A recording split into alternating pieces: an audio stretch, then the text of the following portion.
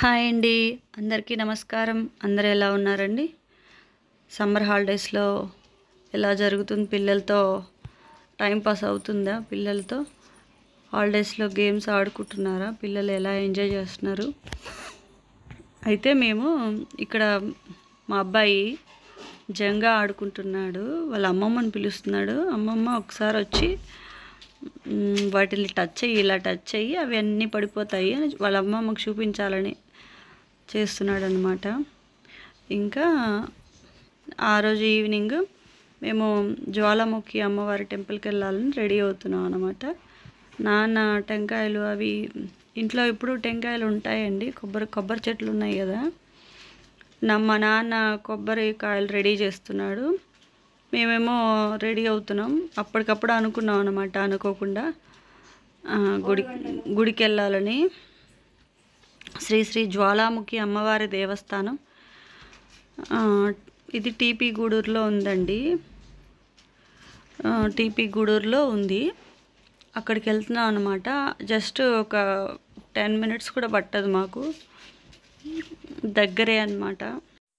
ఇంకా అనుకోగానే తెలిసిన అన్నయ్య ఉంటే ఆటో అన్నయ్యని పిలుచుకొని బయలుదేరుతున్నాం అనమాట. ఇంకా 5 మినిట్స్లో వచ్చేయండి, మేము రెడీ అవుతున్నాం అని చెప్పి బయలుదేరుతున్నాం. ఇంకా ఫుల్ సమ్మర్ కదండి, నెల్లూరులో బాగున్నాయి, ఎండలు బాగున్నాయి, బాగా తెలుస్తున్నది. ఇంకా చిన్న పిలకేసుకున్నాను, జుట్టు బాగా హెవీగా ఉంటుంది నాకు.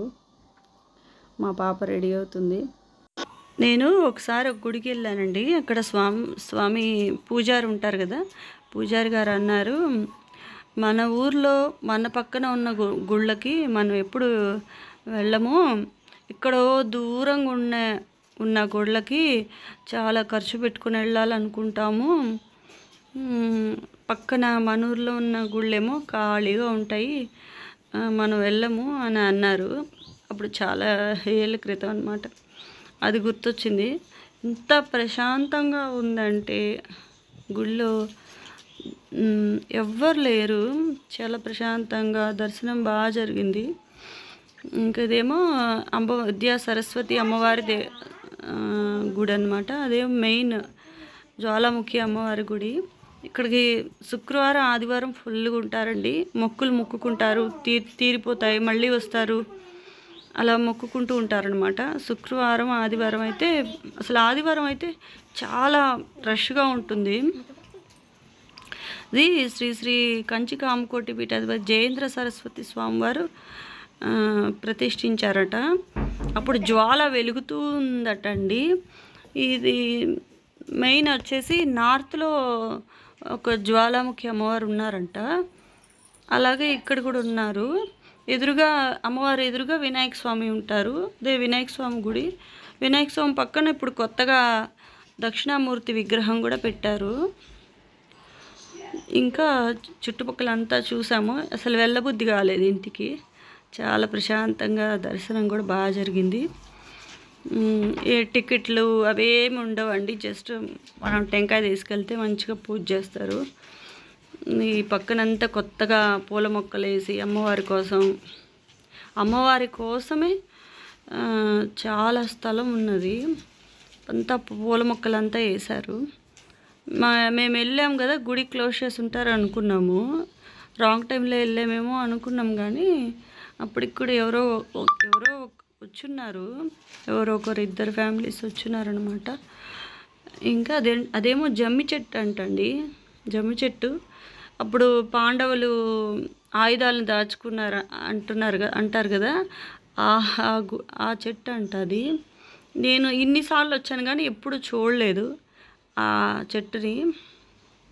ఈసారి అన్నయ్య, తెలిసిన అన్నయ్య ఉన్నారు కదా, ఆయన చెప్పారు ఇటు సైడ్ అంతా బాగా డెవలప్ అయిందమ్మా అని. చాలా బాగుంది గుడి. ఇంకా పిల్లలు ఫొటోస్ దిగుదామంటే దిగేసి చుట్టుపక్కల ఇంకాసేపు కూర్చోవాలనిపించిందండి, కానీ ఇంట్లో మళ్ళీ వెళ్ళాలి కదా తొందరగా. ఇవన్నీ మర్రి చెట్లు అండి, మర్రి ఊడలు. ఈ మర్రి ఊడలు ఇంకా వ్యాపించి పెద్ద పెద్ద మానుల్లాగా అయిపోతున్నాయి.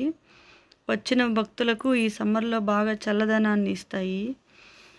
ఇంకా ఆదివారం పూట ఇక్కడ వచ్చి పొంగళ్ళు చేసుకొని అలా అమ్మవారికి నైవేద్యాలు పెట్టుకొని ప్రసాదాలు తెచ్చి పంచిపెట్టుకొని అలా మొక్కులు తీర్చుకుంటూ ఉంటారు.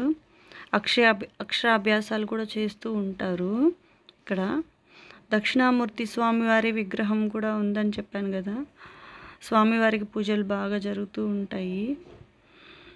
ఇంకా పిల్లలు లేని వాళ్ళు ఇక్కడికి వచ్చి ఉయ్యాలలు కడతారటండి. ఇంకా మీలో ఎవరైనా ఈ గుడి గురించి తెలిస్తే కామెంట్ చేయండి. ఇంకా ఇక్కడ ఆంజనేయ స్వామి వారు కూడా ఉన్నారు. ఆంజనేయ స్వామి, సరస్వతీదేవి, దక్షిణామూర్తి స్వామి, సుబ్రహ్మణ్యేశ్వర స్వామి, వినాయక స్వామి, అమ్మవారు ఉన్నారన్నమాట. ఇక్కడే మా అబ్బాయికి అక్షరాభ్యాసం కూడా చేయించాము.